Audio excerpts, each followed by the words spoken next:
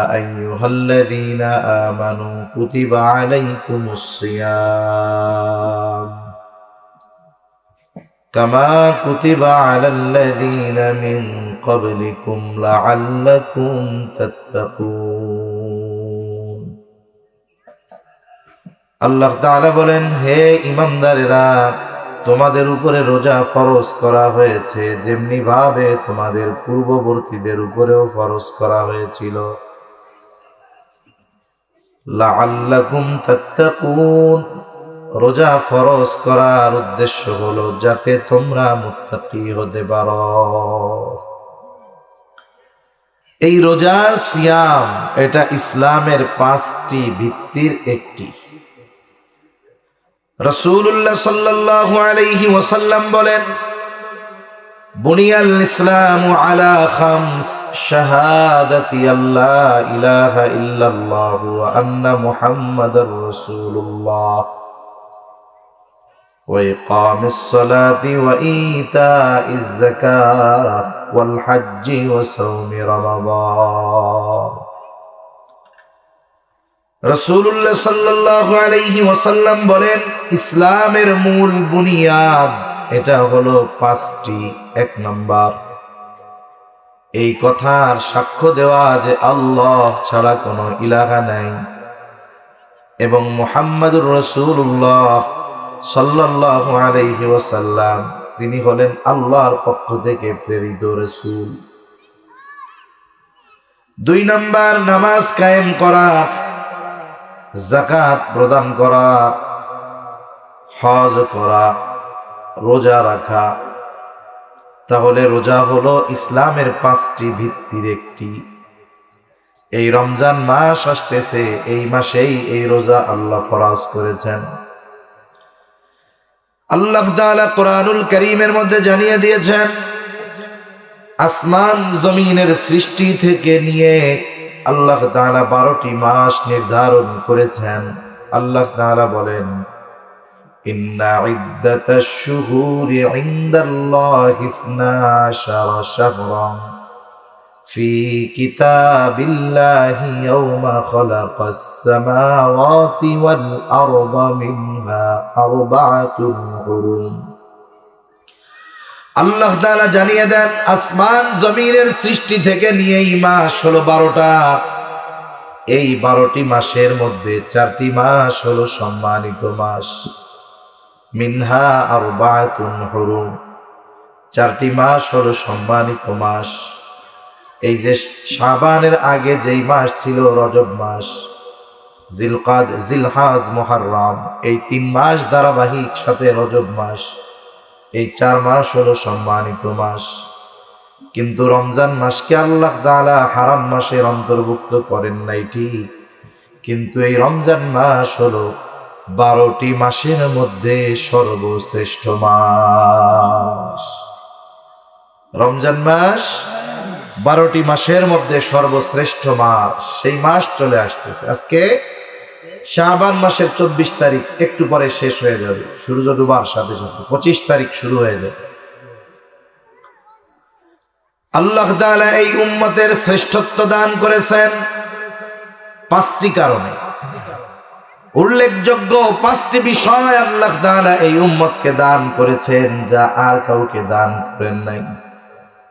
1 নম্বর, এই উম্মত পেয়েছে শ্রেষ্ঠ নবী, সাইয়্যিদুল আম্বিয়া। এই উম্মত পেয়েছে সাইয়্যিদুল কুতুব, শ্রেষ্ঠ কিতাব পেয়েছে। এই উম্মত পেয়েছে শ্রেষ্ঠ রাত। এই উম্মত পেয়েছে শ্রেষ্ঠ দিন। সাথে সাথে এই উম্মত নিজেও শ্রেষ্ঠ উম্মত হয়ে গেছে। সুবহানাল্লাহ। তাহলে উম্মত কি পাইছে? বলে শ্রেষ্ঠ নবী পেয়েছে, শ্রেষ্ঠ কিতাব পেয়েছে, শ্রেষ্ঠ রাত পেয়েছে, শ্রেষ্ঠ দিন পেয়েছে, সাথে সাথে এই উম্মত শ্রেষ্ঠ মাসও পেয়ে গেছে। তাহলে সর্বশ্রেষ্ঠ নবী হলেন মুহাম্মাদুর রাসূলুল্লাহ সাল্লাল্লাহু আলাইহি ওয়াসাল্লাম। সর্বশ্রেষ্ঠ কিতাব হলো কোরআনুল কারীম। সর্বশ্রেষ্ঠ দিন হলো, রাত হলো শবে কদর। সর্বশ্রেষ্ঠ দিন হলো জুমার দিন আর 2 ঈদের দিন, আর সর্বশ্রেষ্ঠ মাস হলো রমজান মাস। সুবহানাল্লাহ। এই শ্রেষ্ঠ জিনিসগুলো পেয়ে এই উম্মত হয়ে গেছে শ্রেষ্ঠ উম্মত। এজন্য এই শ্রেষ্ঠ মাস, এই মাসে রোজা আমাদের উপরে ফরজ করছেন কে? আল্লাহ। এই মাসের কিছু বৈশিষ্ট্য আছে যা অন্য কোনো মাসের নেই। 1 নাম্বার বৈশিষ্ট্য, এই মাসে আল্লাহ রোজা ফরজ করেছেন। আল্লাহ তাআলা জানায়া দেন, শাহরু রমাদান আল্লাযী উনজিলা ফীহিল কুরআন হুদাল লিন-নাসি ওয়া বাইয়িনাতিন মিনাল হুদা ওয়াল ফুরকান ফামান শাহিদা মিনকুমুশ শাহরা ফালইয়াসুম। 1 নাম্বার, আল্লাহ তাআলা এই মাসে রোজা ফরজ করেছেন। কোন ব্যক্তি যদি প্রাপ্তবয়স্ক হয়, সুস্থ হয়, বালেগ হয়, মুকিম হয়, বলে এই মাস যদি সে পায় তার জন্য এই মাসে রোজা রাখা ফরজ। রোজার ফরজিয়ত যদি কেউ অস্বীকার করে বেঈমান হয়ে যাবে। রোজা যদি না রাখে সামর্থ্য থাকার পরেও, তাহলে সে গুনাহগার হয়ে যাবে। তাহলে রমজান মাস শ্রেষ্ঠ মাস হওয়ার 1 নাম্বার কারণ, বলে এই মাসে ইসলামের অন্যতম ফরজ বিধান রোজা আল্লাহ তাআলা এই মাসে রাখা ফরজ করেছেন। 2 নাম্বার, রমজান মাস এমন মাস যেই মাসে আল্লাহ তাআলা কোরআন নাজিল করেছে। এই মাসে আল্লাহ কোরআন নাজিল করেছে, এজন্য এই মাসের দাম বেড়ে গেছে। আল্লাহ তাআলা বলেন, শাহরু রমাদান আল্লাযী উনজিলা ফীহিল কুরআন হুদাল লিন-নাসি ওয়া বাইয়িনাতিন মিনাল হুদা ওয়াল ফুরকান। রমজান মাস আল্লাযী উনজিলা ফীহিল কুরআন, যেই মাসের মধ্যে আল্লাহ কোরআন নাজিল করেছে। আর এই কোরআন কি? কোরআন হলো মানুষের জন্য হেদায়েত। শুধু তাই না, সত্য মিথ্যার পার্থক্যকারী হলো এই কোরআন।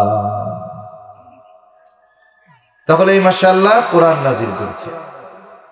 আবার এই মাসে আল্লাহ তাআলা একটা রজনী দান করেছে, বলে এই মাসের ওই রাতে আল্লাহ কোরআন নাজিল করছিল, যার কারণে ওই রাত হয়ে গেছে শ্রেষ্ঠ রাত। সেই রজনীকে আমরা মহিমান্বিত রজনী হিসাবে জানি, লাইলাতুল কদর। আল্লাহ তাআলা বলেন, ইন্না আনজালনাহু ফি লাইলাতিল কদর ওয়া মা আদরাকা মা লাইলাতুল কদর লাইলাতুল কদরি খায়রুম মিন আলফি শাহর। আল্লাহ তাআলা বলেন, ইন্না আনজালনাহু ফি লাইলাতিল কদর, আমি কোরআন কদরের রজনীতে নাজিল করেছি। আবার আল্লাহ তাআলা জিজ্ঞাসা করেন, ওয়া মা আদরাকা মা লাইলাতুল কদর, আপনি কি জানেন লাইলাতুল কদর কি? আল্লাহ তাআলাই জবাব দেন, লাইলাতুল কদরি খায়রুম মিন আলফি শাহর। বলে এই এক রাত এত মূল্যবান রাত, বলে এই রাত 1000 মাসের চাইতেও উত্তম। তাহলে ওই রকম 1000 মাসের চাইতেও একটা রাত উত্তম। তা এই রাতের দাম কেন বাড়ছে? বলে এই রাতের দাম বাড়ার অন্যতম কারণ, রমজান মাসের দাম বাড়ছে কোরআন নাজিল হওয়ার জন্য ওই মাসে, আর এই রাতের দাম বেড়েছে এই রাতে কোরআন নাজিল হওয়ার কারণে। সুবহানাল্লাহ। তাহলে দেখেন, কোরআনের সাথে রমজানের একটা সম্পর্ক আছে না নাই? একটা সম্পর্ক আছে। তারপরে এই মাসে আল্লাহ তাআলা কি করেন? হাদিসের মধ্যে আসছে, ইদা দাখালা রমাদান, যখন রমজান মাস প্রবেশ করে, রমজান মাস শুরু হয়ে যায়, ফুতিহাত আবওয়াবুল জান্নাহ, আল্লাহ তাআলা জান্নাতের দরজাগুলো খুলে দেয়। আর এক বর্ণনায় আসছে, ফুতিহাত আবওয়াবুস সামা, আসমানের দরজাগুলো আল্লাহ খুলে দেয়। আর এক বর্ণনায় আসছে, ফুতিহাত আবওয়াবুর রাহমাহ, আল্লাহ তাআলা রহমতের দরজাগুলো খুলে দেয়। এই মাস আসার সাথে সাথে জান্নাতের দরজা খুলে দেওয়া হয়। এই মাস আসার সাথে সাথে আসমানের দরজাগুলো খুলে দেওয়া হয়। এই মাসের আগমন ঘটার সাথে সাথে আল্লাহর রহমতের দরজাগুলো খুলে দেওয়া হয়। সুবহান। সারা বছর তো রহমত সব সময় আমরা আল্লাহর পক্ষ থেকে পাই, তবে আল্লাহ তাআলা রমজান মাসে স্পেশাল রহমত দান করে বান্দার জন্য। ওয়াগুল্লিকাত আবওয়াবুন নার, জাহান্নামের দরজা বন্ধ করে দেওয়া হয়। সাথে সাথে ওয়াসুলসিলাতিশ শায়াতিন, শয়তানকে আবদ্ধ করে দেওয়া হয় এই মাসের সম্মানে। এই মাস হলো শ্রেষ্ঠ মাস, কয়েকটা কারণ আমরা বলেছি শ্রেষ্ঠত্বের। শুধু তাই না, এই মাসে অন্যতম ইবাদত হলো রোজা রাখা।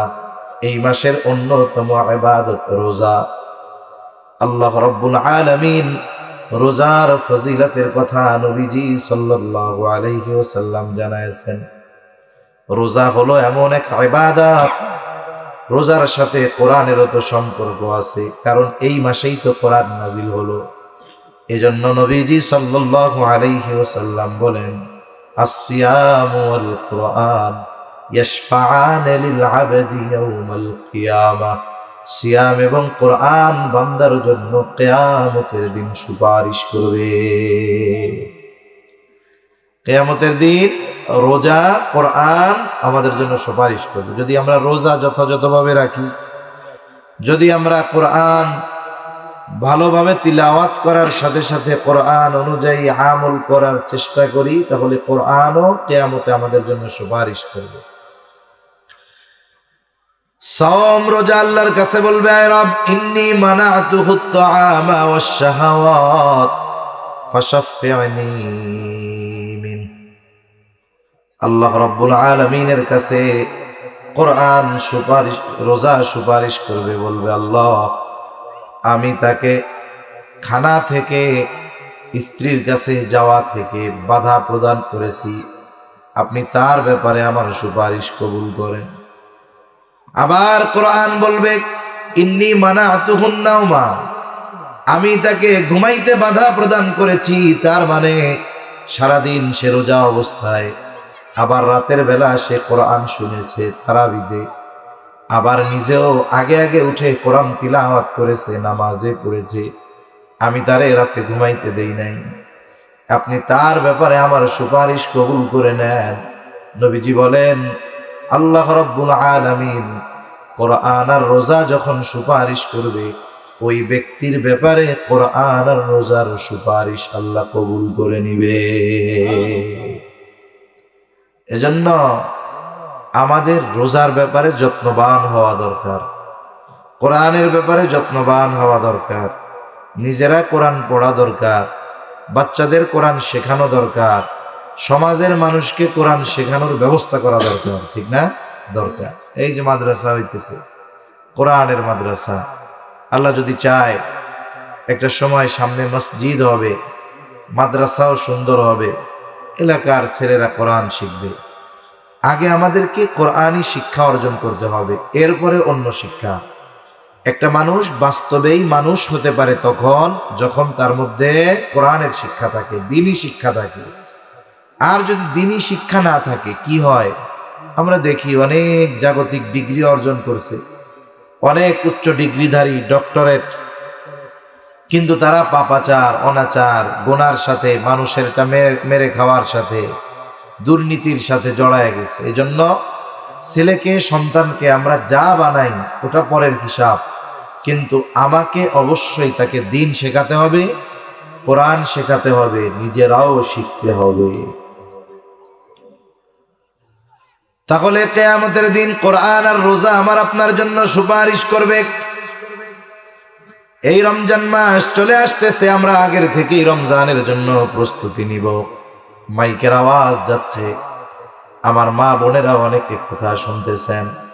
মনে রাখতে হবে, আমাদেরকে এখন থেকেই সর্বশেষ রোজার জন্য প্রস্তুতি নেওয়া দরকার। রাসূল সাল্লাল্লাহু আলাইহি ওয়াসাল্লাম তো রজব মাস আগমন ঘটলেই প্রস্তুতি শুরু হয়ে যাইত। যে কোনো কাজ ভালোভাবে করার জন্য কমপক্ষে দুই ধরনের প্রস্তুতি দরকার হয়। একটা হলো মেন্টালিটি, মানসিক প্রস্তুতি, আর একটা হলো শারীরিক প্রস্তুতি। মানসিক প্রস্তুতি হবে দোয়ার মাধ্যমে, আর শারীরিক প্রস্তুতি অর্জন করতে হয় রোজা রাখার মাধ্যমে। এজন্য নবীজি দোয়ার মাধ্যমে মানসিক প্রস্তুতি শুরু করতেন ওই রজব মাস যখন আসতো তখন। হাদিসের মধ্যে আসছে নবীজি সাল্লাল্লাহু আলাইহি ওয়াসাল্লাম রজব মাস আসলেই বলতেন, আল্লাহুম্মা বারিক লানা ফি রজব ওয়া শাবান ওয়া বাল্লিগনা রমাদান। আয় আল্লাহ, আপনি আমাকে রজব শাবানের বরকত দান করেন, রমজান পর্যন্ত আমারে পৌঁছায়া দেন। ওই দোয়া আমরা তো করছি, এখনো চালায়া যাব, কারণ হায়াত আমাদের সীমিত। আমরা রোজা পর্যন্ত বেঁচে থাকতে পারবো কিনা এর কোনো নিশ্চয়তা আছে নাকি? এর কোনো নিশ্চয়তা নাই। এই জন্য আল্লাহর কাছে দোয়া করব, আল্লাহ আপনি আমাদেরকে শাবানের বরকত দান করেন, সাথে সাথে বাল্লিগনা রমাদান, আমাদের রমজান পর্যন্ত পৌঁছায়া দেন। এই যে রমজানের জন্য যদি আমাদের মেন্টালিটি প্রস্তুতি থাকে, শারীরিক প্রস্তুতি থাকে, তাহলে এই কর্মগুলাও আমার ইবাদত বলে গণ্য হয়ে যাবে। সাথে সাথে শাবান মাস আসলে তো এমনিতেই নবীজি সাল্লাল্লাহু আলাইহি ওয়াসাল্লাম বেশি রোজা রাখতেন। শুধুমাত্র একেবারে মাসের শেষ 1-2 দিন নবীজি রোজা রাখতে মানা করছেন, যাতে করে শাবান আর রমজান এই দুইটা মিশে না যায়। এছাড়া প্রায় গোটা শাবান মাস নবীজি রোজা রাখতেন। নবীজিকে জিজ্ঞাসা করা হলো, রমজান মাস ব্যতীত অন্য কোন মাসে আপনাকে এত বেশি রোজা রাখতে দেখি না। নবীজি সাল্লাল্লাহু আলাইহি ওয়াসাল্লাম বলেন, শাবান মাস এটা রজব রমজান এই 2 মাসের মধ্যবর্তী মাস।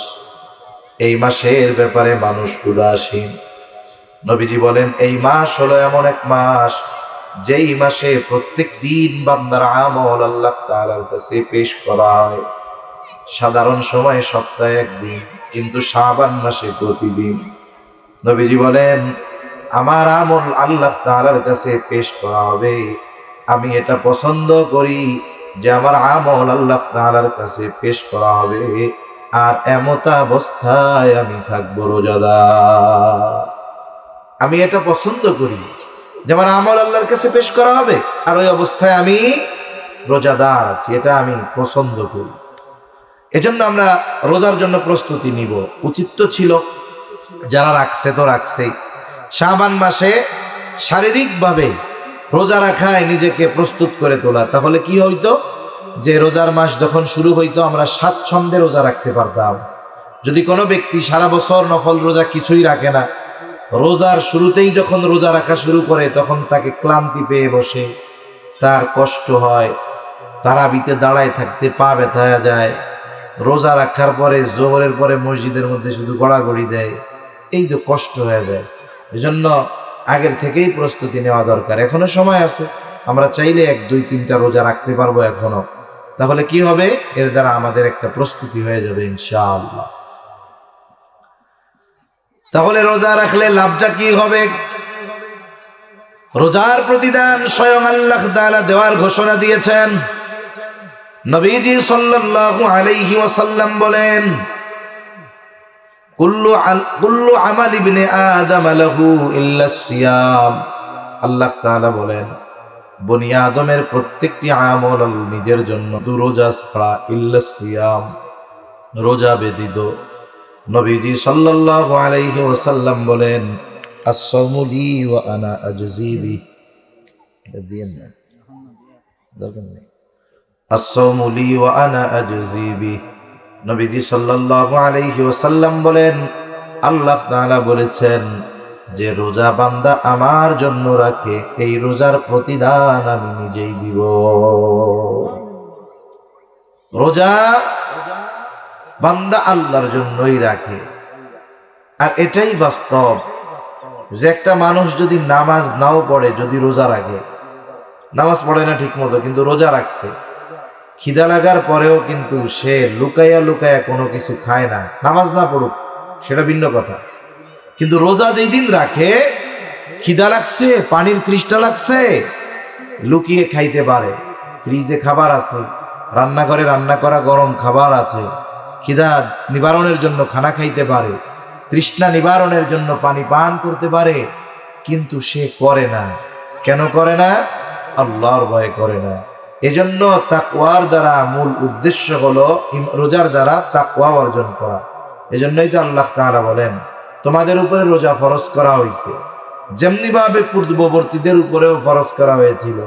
রোজা কেন ফরজ করা হয়েছে? আল্লাহ তাআলা বলেন লাআল্লাকুম তাত্তাকুন, যাতে করে তোমরা মুত্তাকি হতে পারো। তার মানে রোজা রাখার দ্বারা তাকওয়া অর্জন করা যায়, আর রোজা রাখলে এর প্রতিদান স্বয়ং আল্লাহ তাআলা দিবেন। রাসূলুল্লাহ সাল্লাল্লাহু আলাইহি ওয়াসাল্লাম জানায় দেন রোজাদারের স্পেশালিটি কি? নবীজি বলেন ইন্না ফিল জান্নাতি বাবান ইউকালু লাহুর রায়্যান।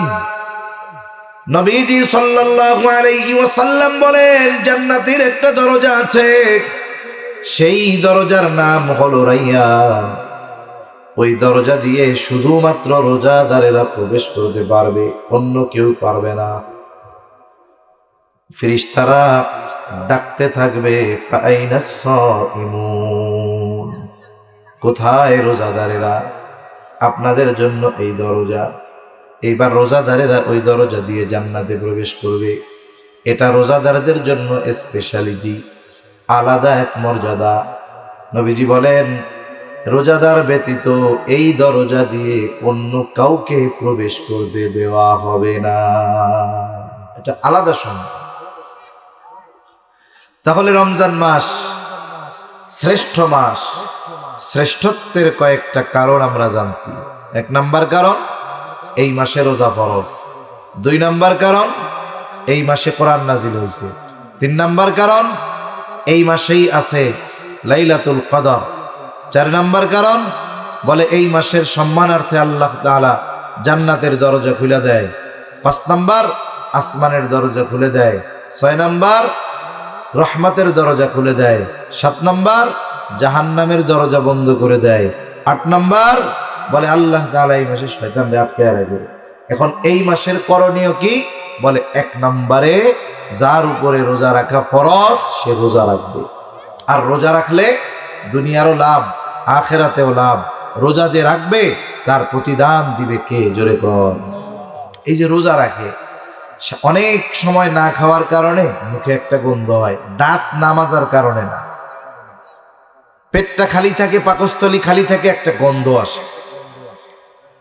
রাসূলুল্লাহ সাল্লাল্লাহু আলাইহি ওয়াসাল্লাম বলেন রোজাদার রোজা রাখার কারণে তার যেই গন্ধ আসে মুখ দিয়ে, লা খুলুফু ফামিস সাইমি আতয়াবু ইনদাল্লাহি তাআলা মির রিহিল মিস্ক। নবীজি সাল্লাল্লাহু আলাইহি ওয়াসাল্লাম বলেন রোজা রাখার কারণে রোজাদারের মুখে যে গন্ধ হয়, ওই গন্ধটা আল্লাহ তাআলার কাছে মিশক আম্বরের চাইতে বেশি প্রিয়। সুবহান। কোন সময় প্রিয় হবে? যদি রোজা রেখে জবানের গুনাহ না করে। জবানের গুনাহ যদি করে তাহলে তো আর ওই গন্ধ হবে না। গীবত যদি করে তাহলে তো পচা মৃত ভাইয়ের গোশত খাওয়ার গন্ধ গাল দিয়ে বেরোবে। এজন্য রোজা রাখার সাথে সাথে আমরা মনে করি যে না খাইয়া থাকলেই মনে হয় রোজা হয়ে গেল। না, না খেয়ে থাকার সাথে সাথে অন্যান্য অঙ্গ প্রত্যঙ্গেরও রোজা আছে।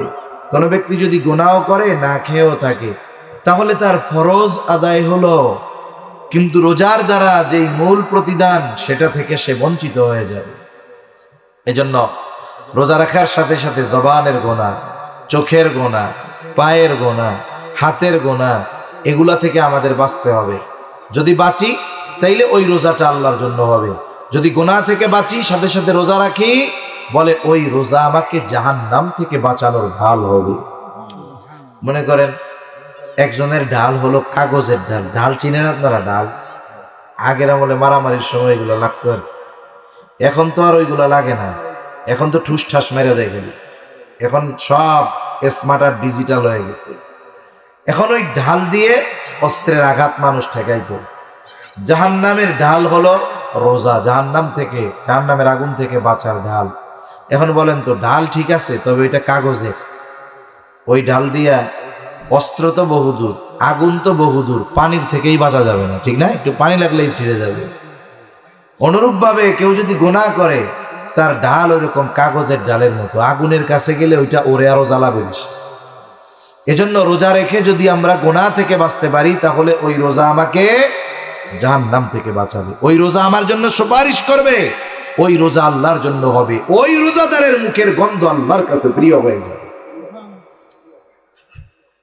সাথে সাথে হাদিসের মধ্যে আসছে, নবীজি সাল্লাল্লাহু আলাইহি ওয়াসাল্লাম বলেন, যে আল্লাহর জন্য তৃষ্ণার্ত থাকে, তার মানে রোজা রাখার কারণে তার তৃষ্ণা হয়, কিন্তু সে লুকায়া পানি খায় না, চিন্তা করে আমার আল্লাহ আমারে দেখতেছে।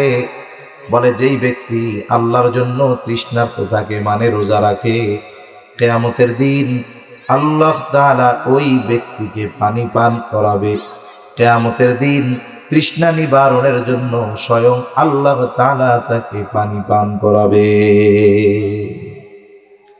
এজন্য রোজা রাখলে ফজিলতের অভাব নেই। আমরা রোজা রাখবো, আমাদের সন্তানদেরকে রোজা রাখানোই অভ্যস্ত করব। এটা হলো বড় আমল, প্রধান আমল, যে রমজান মাসে রোজা রাখা। 2 নাম্বার, তারাবির নামাজ আদায় করা। নবীজি সাল্লাল্লাহু আলাইহি ওয়াসাল্লাম বলেন, মান সামা রমাদানা ঈমানান ওয়া ইহতিসাবা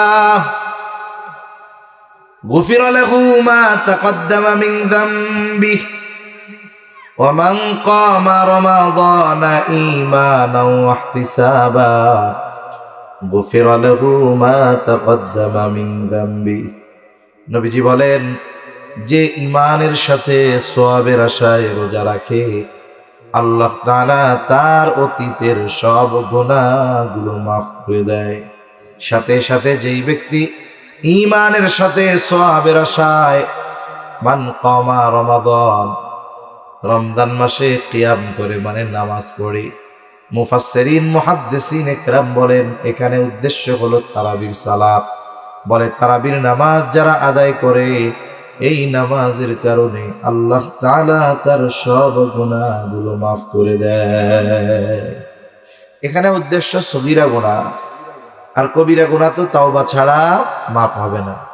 এখন তার সগীরা গুনাহ যদি না থাকে, তাইলে কি হবে? বলে তাহলে তার সম্মান মর্যাদা আল্লাহ আরো বাড়ায়া দিবে। জন্য দ্বিতীয় আমল কি? আমাদের বেশি বেশি সালাত আদায় করা। অন্যান্য নামাজ তো পড়ি, ওই সময় বেশি বেশি তারাবি এবং শেষ রাত্রে সাহরির কিছু সময় আগে উঠে শুধু খাওয়া না, প্রয়োজনে ওযু করে 2-4 রাকাত নামাজ আদায় করা। 3 নাম্বার আমল, বলে বেশি বেশি কোরআন তিলাওয়াত করা। কারণ এই রমজান মাস কোরআন নাজিলের মাস।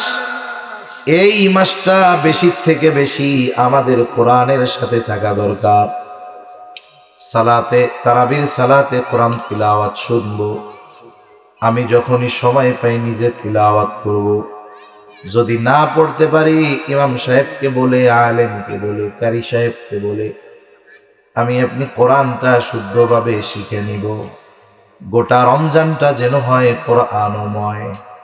যাদের আছে সূরা ফাতিহা সহ 10টা সূরা চেষ্টা করব শুদ্ধভাবে শিখে, সাথে সাথে তরজমা ব্যাখ্যাটাও পড়া।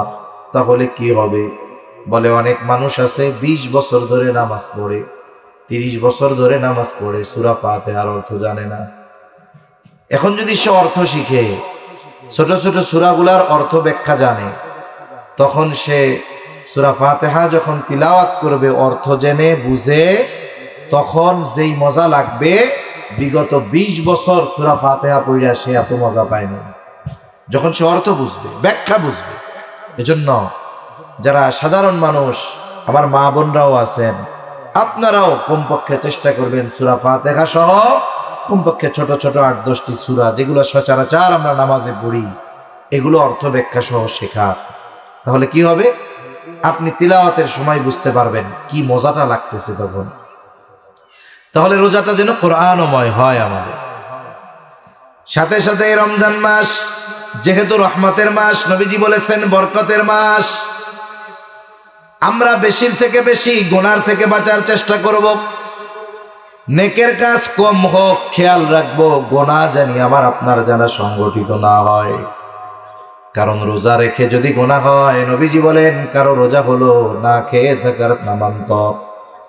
তার মানে গুনার কারণে তার রোজাটা শুধু ফরজ আদায় করাটাই হয়, রোজার ফজিলত থেকে সে বঞ্চিত হয়ে যায়। এজন্য বেশির থেকে বেশি গুনার থেকে বাঁচার সর্বোচ্চ চেষ্টা করব। 5 নম্বর আমল, এই রমজান মাস চেষ্টা করব অন্যান্য সময়ের তুলনায় দিনই কাজে বেশি ব্যয় করা। রমজান মাসে অন্যান্য সময়ের চাইতে একটু দিনই কাজে ব্যয় করার চেষ্টা বেশি করব। এ মাসে যদি করা হয় সওয়াব তো এমনিই বেশি।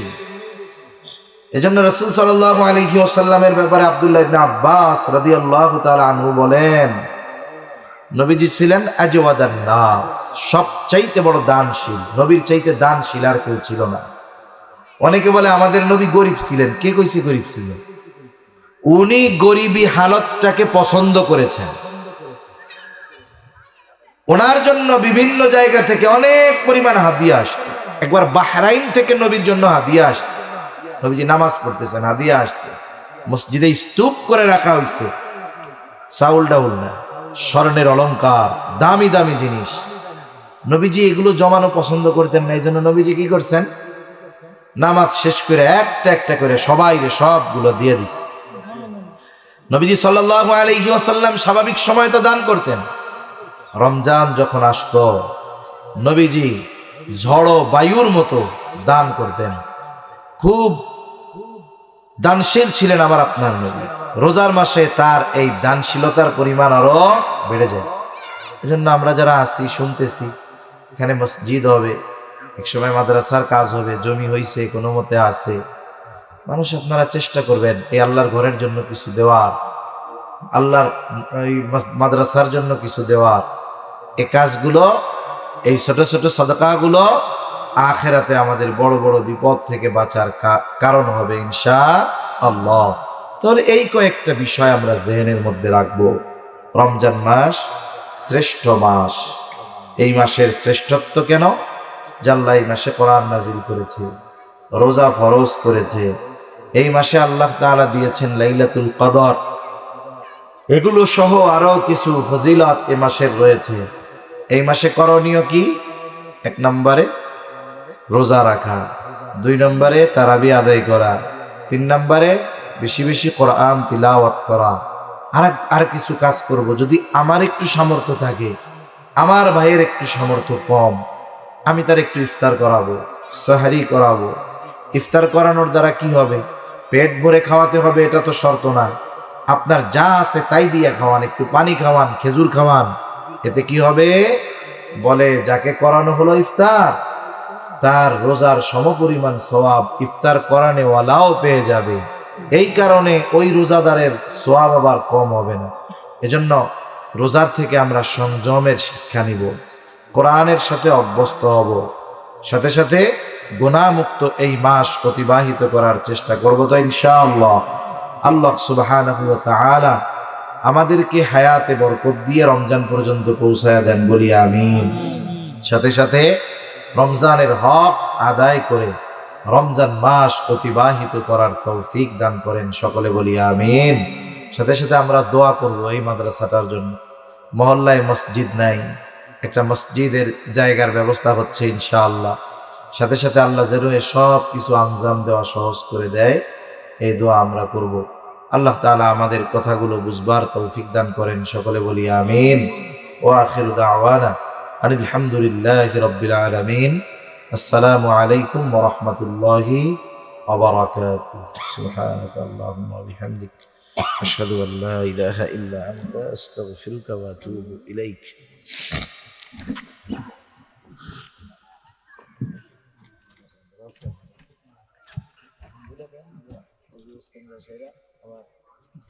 আমার